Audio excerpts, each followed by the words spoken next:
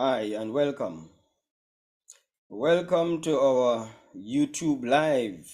I want to encourage you to subscribe to our YouTube as much as possible. I want you to every so often check our YouTube to see updates. I want to bring to you a lesson today. Kick the procrastination habit. Kick the procrastination habit. We all procrastinate at some point in time, and procrastination has become almost an everyday thing. So we procrastinate in so many areas of our life. We procrastinate as far as our relationships are concerned. We procrastinate as far as our career is concerned. We procrastinate on some simple things. This procrastination has not done many of us much good. Now, not all procrastination is bad, because some people procrastinate and that pushes them. But don't depend upon that, because that puts you under a kind of pressure that may be unnecessary. If you can perform well when you leave things for last minute, do you know what you can do if you really give yourself enough time to develop and to grow? So don't make that a habit, even though some people say, when I cram for an exam, I do much better. So let's see if we could um, unravel and unpack this whole idea of procrastination. Procrastination is to delay something. It's always a delay. And many times it is delaying something for something that is less important. So you'll put aside something that you should do, and you give time to some things that you really do not have to do at this time. So, but when people procrastinate, what that does is put them into a kind of a fear of failure. I don't want to fail. So if I put this off, I'm not going to sign up for that class. I'm not going to make the overture to that girl to ask her to marry me or to be engaged, because what if she says no?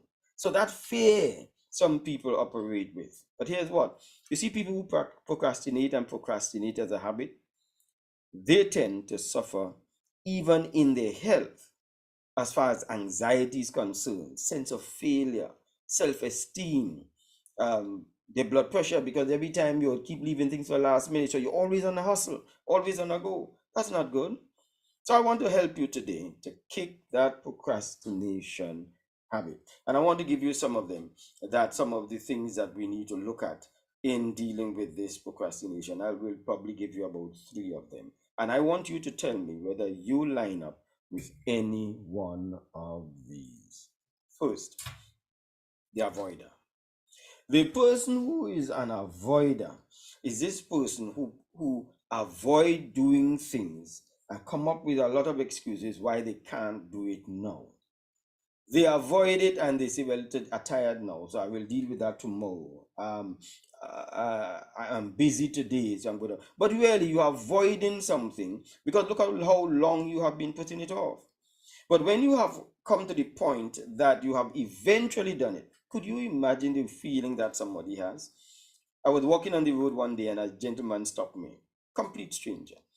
He stopped me and this is what he said. He said, "Sir, I don't know you, you don't know me. But I just wanted to share this with you.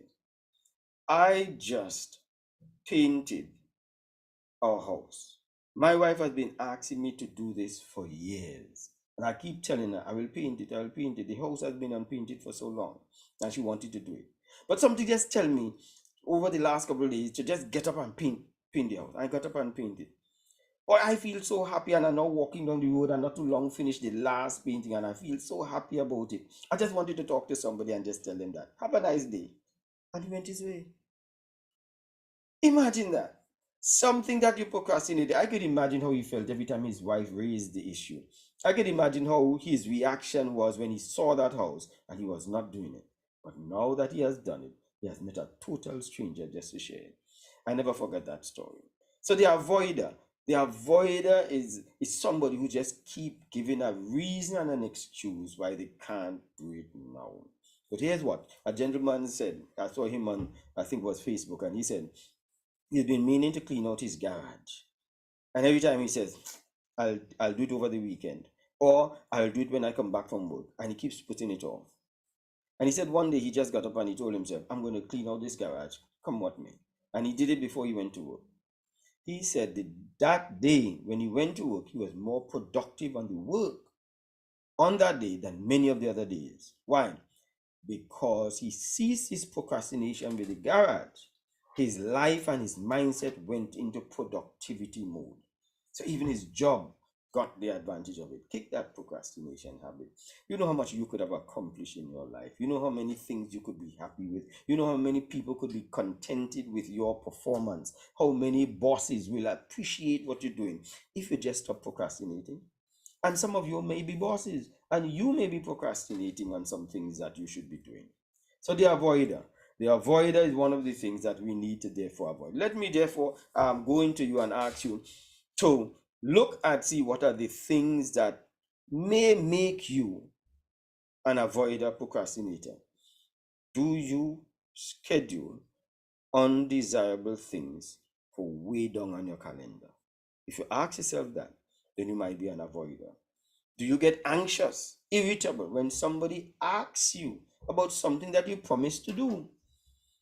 As though you figure that they're forcing you and they nudging you too much, nagging you too much. Is that your concept? You may be an avoider and you don't want to come to terms with it when people raise it with you. Thirdly, do you make excuses?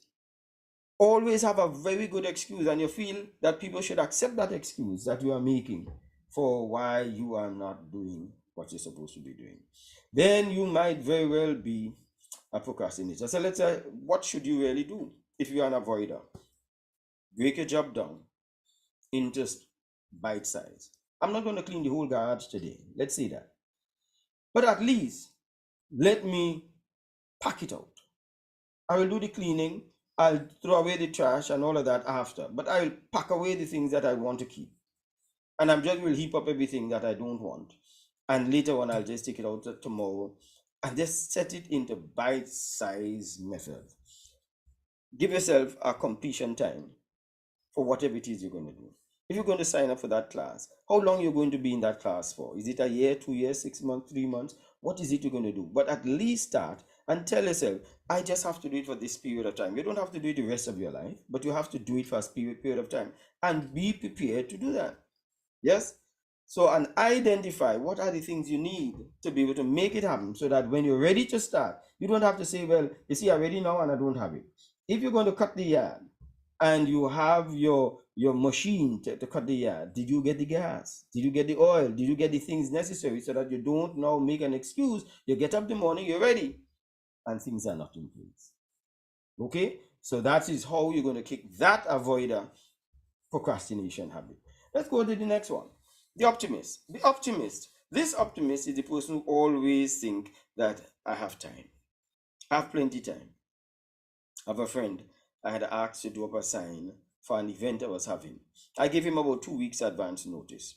And a couple of days had passed and I still didn't see the sign. I wanted to advertise the event I was having at the venue. He says, Stuart, we have time, you know how long that is? That's about a week and something again. I told him that I would rather that it go up as early as possible. Anyway, 1 week into it, I asked him, is the sign up as yet? He says, Stuart, you just worry too much. The sign will go up. It's a simple thing, he said. It is just for me to just bring the sign, put it up and so on, and that doesn't take long. 4 days towards the event, the sign was still not up. 2 days to the event, the sign still was not up. I asked him about it.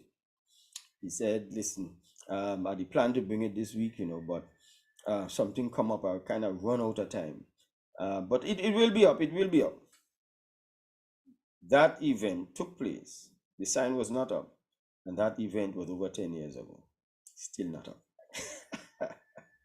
I just put that in. Yeah, but it shows he is under the impression there's time.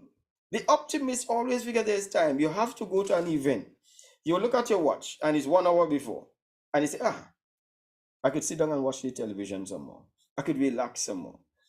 And you tell yourself, I have time. And before you know it, the clock, it's as though the long hand takes gravity and just starts to come down. What happens to you? You're late. And then you're hustling. Then you're through traffic. And you're trying to beat everybody on the road because you did not recognize where the time gone. Yes? The optimist, because the optimist doesn't put a plan B in place. The optimist, just like my friend, he never put a plan B that he may have gotten caught up last minute. So he never put that in place. So what we want to do is to help the people to understand, help you to understand. Don't be so optimistic. It's good to be optimistic, but don't be like that. That's a procrastinator.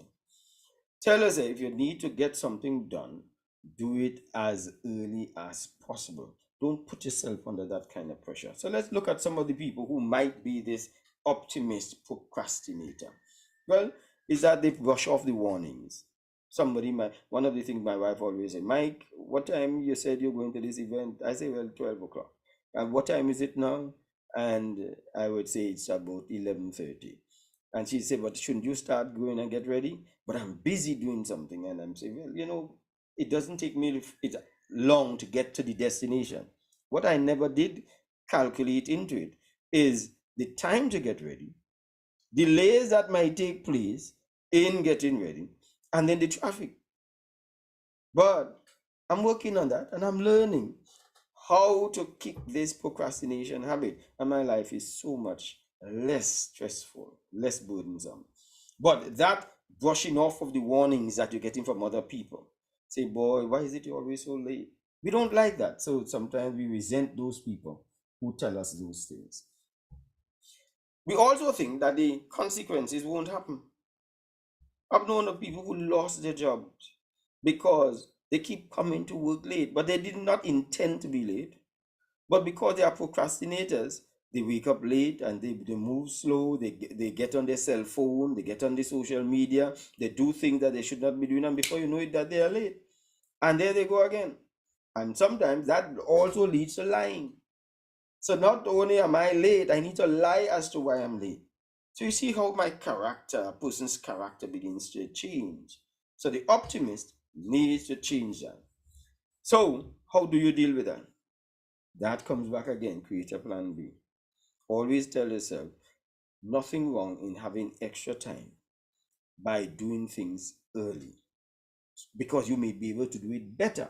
You may be able to do it more efficiently if you do it early. That homework you have, that assignment that you have, that you rushed last minute, you could have done so much better. You could have moved from a C to a B. You could have moved from a B to an A. You could have moved from an A to an A plus. If you just gave yourself enough time to think things through and to do it properly. So how do you fix that? I want to suggest be very aware of your peace. Be very aware of how your day is going to run. And do not think for a moment that your day would run smooth whole day. Create an agenda. How is it? The day before, create an agenda for your next day. You should wake up every day knowing what you are going to be doing for that entire day. Finish those first and then reward yourself after with the pleasure stuff. But make sure you do first things first. That's how it is supposed to be done. That is the best way to be able to do it. I give you one more. Here's one of the other one. Pleasure seekers. Pleasure seekers are the procrastinators that they must do the thing they like first. It's so hard for them to do something that they don't like. If they are bored in school, if you are a student, and one of the things is that students procrastinate so much. But they are bored in school and they put off the things they should be doing with their assignment because they don't like the subject and they put that subject way down.